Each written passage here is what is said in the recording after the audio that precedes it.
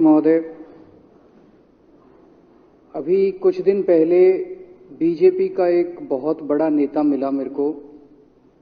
उससे काफ़ी लंबी चर्चा हुई मेरी, और उसने जो जो बातें बताई वो इतनी चौंकाने वाली थी कि आप सब सुनोगे तो रोंगटे खड़े हो जाएंगे। उसने मेरे से पूछा कि केजरीवाल जी, आपको क्या लगता है मोदी जी अडानी की इतनी मदद क्यों करते हैं? मैंने कहा दोस्त हैं दोनों, इसीलिए करते हैं। कहता बस इसलिए। कहता मोदी जी ने आज तक किसी के लिए कुछ नहीं करा, अपनी वाइफ के लिए कुछ नहीं करा, अपनी मां के लिए कुछ नहीं करा, उनके भाई गुजरात में रहते हैं उनके लिए, किसी रिश्तेदार के लिए कुछ नहीं करा, राजनीतिक गुरु के लिए कुछ नहीं किया। वो अपने दोस्त के लिए इतना कुछ करेंगे, ऐसा कैसे हो सकता है? दोस्त पे इतने मेहरबान क्यों हैं? ऐसी भी क्या दोस्ती है? आज के जमाने में कौन कोई भाई के लिए कुछ नहीं करता, दोस्त के लिए कौन करता है? तो मैंने कहा फिर क्या मामला है? कहते आप खुद सोचो, इतना बड़ा क्राइसिस हुआ, हिंडनबर्ग की रिपोर्ट आई, चारों तरफ थू थू हुई, पूरा क्रैश कर गया अडानी ग्रुप। मोदी जी इतने स्वार्थी आदमी हैं कि अगर केवल मामला दोस्ती तक होता तो 2 मिनट में उसको साइड करते और कहते मेरा कोई लेना देना नहीं इससे। अभी भी उसको बचाने में लगे हुए हैं।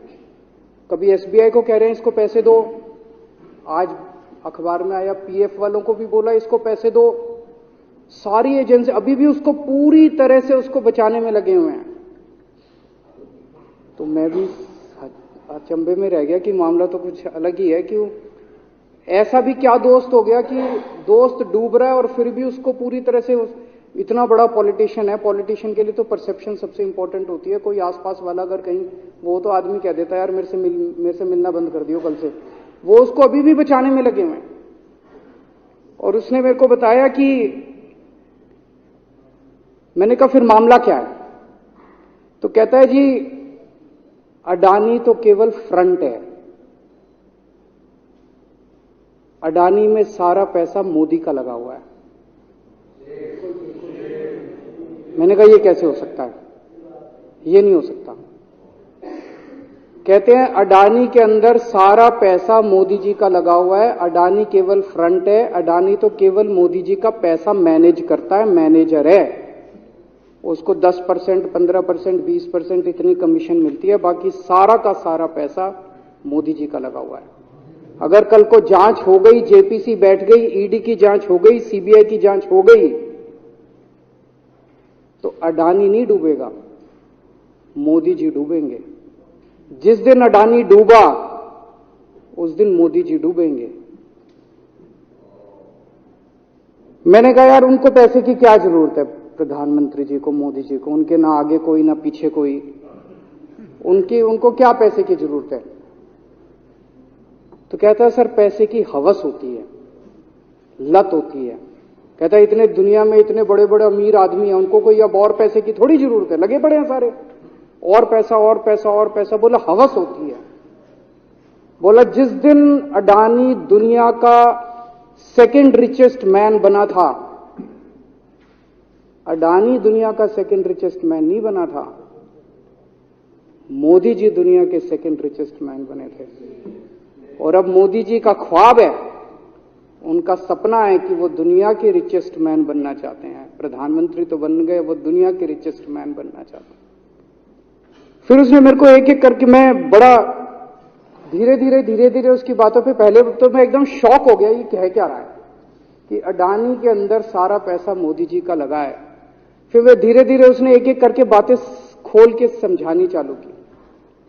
कहता है मोदी जी श्रीलंका गए, श्रीलंका के राष्ट्रपति राजापाक्सा हैं।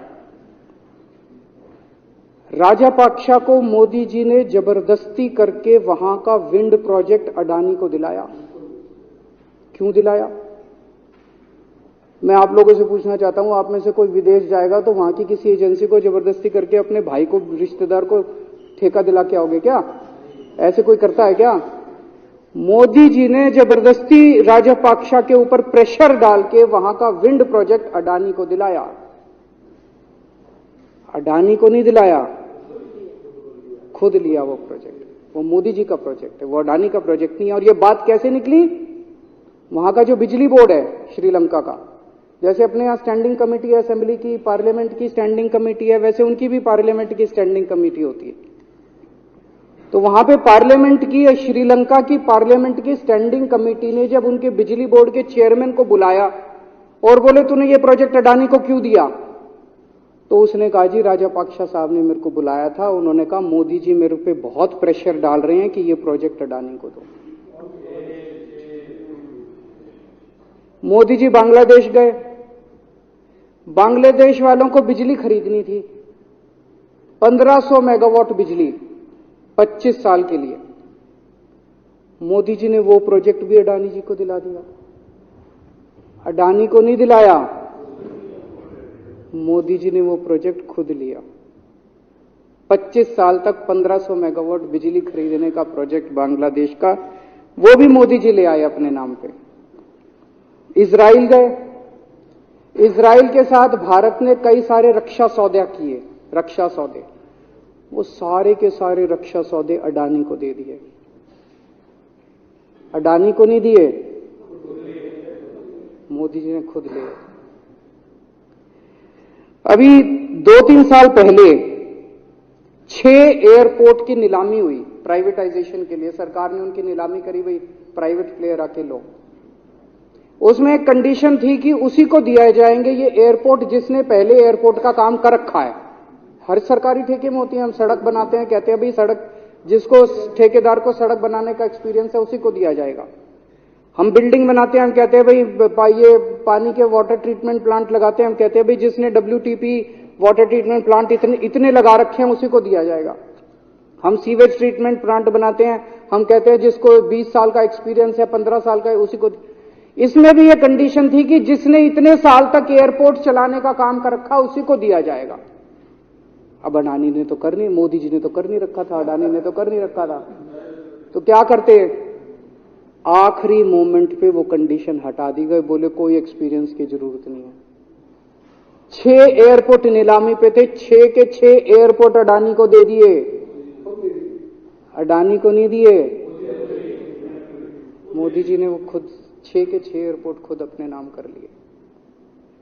आज 2021 नवंबर में एयरपोर्ट टेक ओवर किए, 2023 1.5 साल हुआ है। 1.5 साल के अंदर आज एयरपोर्ट का 30%, पूरे देश का एयरपोर्ट का जितना धंधा है, बिजनेस है, उसका 30% बिजनेस जो है वो मोदी जी के पास है। 30%, 1.5 साल के अंदर इतना बड़ा भारत देश, इतने एयरपोर्ट, 30% एयरपोर्ट का बिजनेस आज मोदी जी के पास है। एक और बड़ी इंटरेस्टिंग चीज हो रही है, ये ईडी और सीबीआई को इस्तेमाल करके बंदूक यहां रख के लोगों की फैक्ट्रियां छीनी जा रही हैं। मतलब 10 अक्टूबर 2018 को,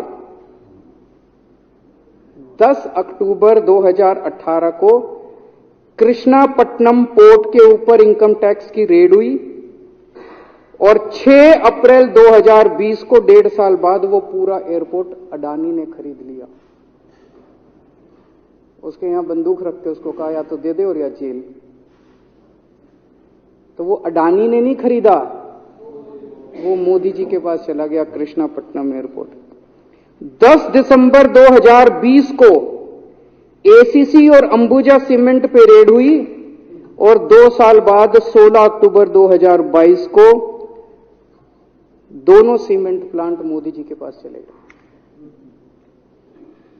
2020 जुलाई को मुंबई एयरपोर्ट का मालिक था जीवीके, उसके ऊपर सीबीआई और ईडी की रेड हुई, एफआईआर हुई और 1 महीने बाद मुंबई एयरपोर्ट जो है वो मोदी जी के पास चला गया, अडानी के पास चला गया। तो ईडी और सीबीआई पे रेड कराते हैं, उसको धमकाते हैं फैक्ट्री वाले को, कंपनी वाले को कि या तो जेल जा और या तेरी फैक्ट्री हमको दे दे। ये इधर तो सुनते थे हरियाणा की तरफ ये टुच्ची, इधर इसकी फैक्ट्री भी छीन ली, पंजाब में भी सुनते थे इसकी भी फैक्ट्री छीन ली, इसकी पूरे देश के अंदर ये इतनी गुंडागर्दी मची पड़ी है कि ईडी की रेड करा देते हैं, सीबीआई की रेड करा देते हैं, यहां बंदूक रखते हैं और कहते हैं या तो फैक्ट्री दे दे और या जेल जा। ये क्या चल क्या रहा है इस देश के अंदर? इन्होंने अभी थोड़े दिन पहले ऑर्डर निकाला कि सारे जितने पावर प्लांट हैं, जितनी राज्य सरकारें हैं, पंजाब सरकार की, हमारी जो सरकार है, उनके पास भी ऑर्डर आया, सारी सरकारों को जितना उनका कोयले की रिक्वायरमेंट है उसमें से 10% कोयला इंपोर्टेड इस्तेमाल करना पड़ेगा। और इंपोर्ट केवल मोदी जी करते थे, अडानी करता था। तो इसका मतलब आपको 10% अपना कोयला कंपलसरी, जरूरत नहीं है आपको कोयले की, लेकिन 10% कोयला आपको अडानी से खरीदना पड़ेगा। हमारे देश का कोयला 2000 रुपए टन है, इंपोर्टेड कोयला 20,000 रुपए टन है। 10 गुना दाम के ऊपर आपको अडानी से यानी कि मोदी जी से कोयला खरीदना पड़ेगा। इन्होंने सुप्रीम कोर्ट का एक और, जब कोयला घोटाला हुआ था अपने देश के अंदर, तो सुप्रीम कोर्ट ने आदेश दिया था कि अब कोयले की खदानें किसी भी प्राइवेट वाले को नहीं दी जाएंगी, सारी खदानें सरकारें। तो इन्होंने कुछ खदानें राजस्थान सरकार को दे दी, कुछ खदानें छत्तीसगढ़ सरकार को, कुछ खदानें पंजाब सरकार को, सरकारों में बांट दी। बाकी पूरे देश में केवल राज्य सरकारों के पास खदानें हैं। केवल अडानी के केस में उन्होंने एक्सेप्शन करके अडानी को कोयले की खदानें दे दी और उसमें भी ऑर्डर कर दिया कि 4000 कैलोरी से कम वाला कोयला जो है उसको रिजेक्टेड माल माना जाएगा, जबकि वो सबसे अच्छा कोयला माना जाता है और वो रिजेक्टेड माल इसको फ्री में मिलता है। तो कम से कम 2800 करोड़ रुपए का कोयला हर साल फ्री में मोदी जी ले जाते हैं। 2800 करोड़ रुपए का कोयला हमारी खदानों से हर साल मोदी जी निकाल के ले जाते हैं। 2014 में, अभी जो अतीशी जी ने कहा, 2014 में अडानी जी की यानी कि मोदी जी की जायदाद 50,000 करोड़ की थी। 7 साल बाद इनकी जायदाद हो गई 11.5 लाख करोड़। मोदी जी इतना पैसा लेके कहां जाओगे? 11.5 लाख करोड़ रुपए की जायदाद, 7 साल में इतना लूट लिया आपने देश को। 2014 में 609 नंबर पे थे, अब ये सेकंड रिचेस्ट बन गए, अब रिचेस्ट बनना चाहते हैं। ये तो लेकिन कुदरत है, कुदरत तो बड़ी ताकतवर है। किसने सोचा था एक दिन हिंडनबर्ग रिपोर्ट आएगी और 24 घंटे के अंदर सारा तहस नहस हो जाएगा। 1947 से लेके 2014 तक 67 साल में भारत देश ने, सारी सरकारें जितनी आई सबने मिलके 55 लाख करोड़ रुपए का कर्जा लिया था भारत सरकार ने। 2014 से 2022 7 साल के अंदर 85 लाख करोड़ रुपए का कर्जा ले लिया, दुगने से भी ज्यादा। जितना 67 साल में लिया था उतना 7 साल में ले लिया। ये पैसा गया कहां? ये पैसा गया कहां? ये सारा इनकी जेब में गया। तो मैं जनता को कहना चाहता हूं, आप तो जीएसटी देते हो, अपने बच्चों का पेट काट के टैक्स देते हो, दूध पे, दही पे, हर चीज पे जीएसटी देखो। वो जीएसटी का पैसा जाता है जनता की उसमें खजाने में, वहां से वो जाता है अडानी के खजाने में और वहां से वो जाता है मोदी जी के खजाने में। दोनों हाथों से लूट मची हुई है, पूरे देश को लूट रहे हैं प्रधानमंत्री जी, मोदी जी पूरे दोनों हाथों से लूट रहे हैं। कोयला लूट रहे हैं, एयरपोर्ट लूट रहे हैं, सड़कें लूट रहे हैं, बिजली लूट रहे हैं, पानी लूट रहे हैं, कुछ नहीं छोड़ा, सब कुछ लूट रहे हैं। जितना कांग्रेस ने 75 साल में नहीं लूटा, उससे 10 गुना इन्होंने 7 साल के अंदर, 8 साल के अंदर लूट लिया देश को। अडानी का क्या रोल है इसमें? मोदी जी कम पढ़े लिखे हैं, उनको समझ नहीं है कि करना क्या। अडानी आके बताता है पैसा यहां लगा लो, इस देश में चलते हैं, वहां की ये कंपनी खरीद लेते हैं, ईडी को और सीबीआई को इसके पीछे लगा दो। वो सारा मैनेजमेंट करता है, दिमाग उसका, पैसा मोदी जी का। उसके बदले में उसको पता नहीं 10%, 15%, 20% कितनी कमीशन मिलती है, लेकिन दिमाग सारा अडानी का है। और मेरे को ज्यादा चिंता इस बात की है अध्यक्ष महोदय प्रधानमंत्री जी कम पढ़े लिखे हैं, उनको कम समझ में आता है। लोग आके उनको कुछ ना कुछ कहीं भी जाते हैं या कोई विदेश से आता है, उसके जो भी विदेश से नेता आता है या कहीं जाते हैं तो दो ही कंडीशन होती है।